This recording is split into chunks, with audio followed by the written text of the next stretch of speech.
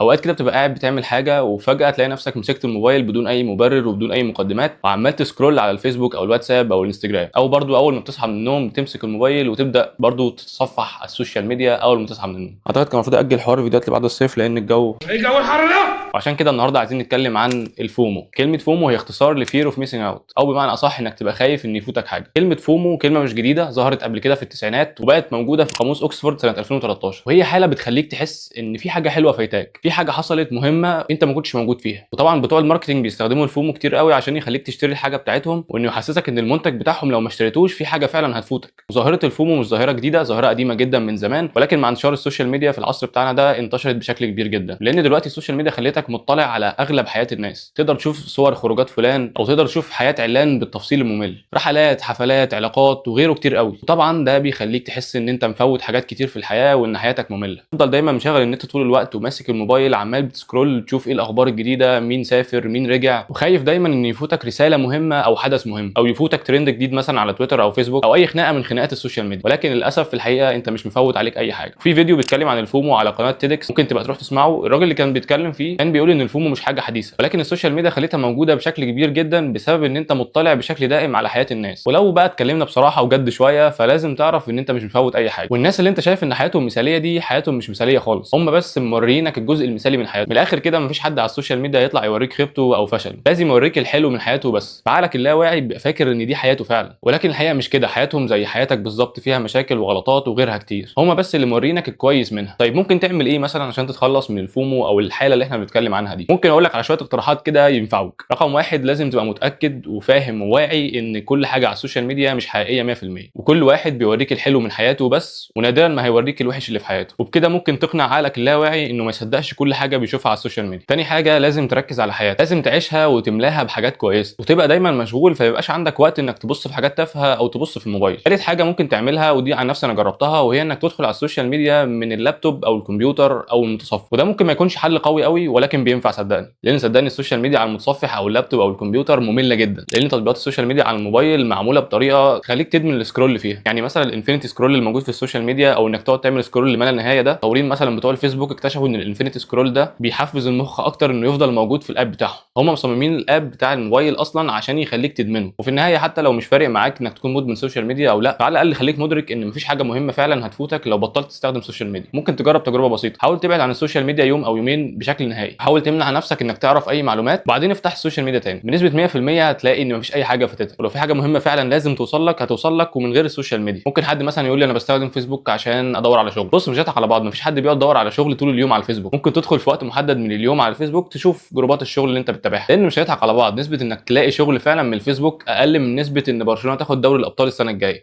وفي النهايه لازم تعرف ان مفيش حاجه فعلا هتفوتك. اللي هيفوتك فعلا هو وقتك اللي هيروح مش هينفع ترجعه تاني. وفي جمله للحسن البصري رحمه الله كان بيقول: يا ابن ادم انما انت ايام، فاذا ذهب يومك ذهب بعضه. يعني الانسان في الدنيا دي عباره عن وقت، لو في شويه وقت ضاعوا ففي جزء من الانسان ده ضاع ومش هيرجع تاني. فممكن تاخد الفيديو ده كرساله ان انت فعلا تستغل وقتك. وطبعا الكلام ده قبل ما يكون موجه لاي حد بيشوف الفيديو فهو موجه ليا في المقام الاول، لان كلنا في نفس الدوامه دي وبنحاول نطلع منها. في النهايه احب اوجه شوت اوت لصديقي شهاب مكرم، اول حد شاف الفيديو اللي فات واول حد عمل كومنت، وبس كده، سلام.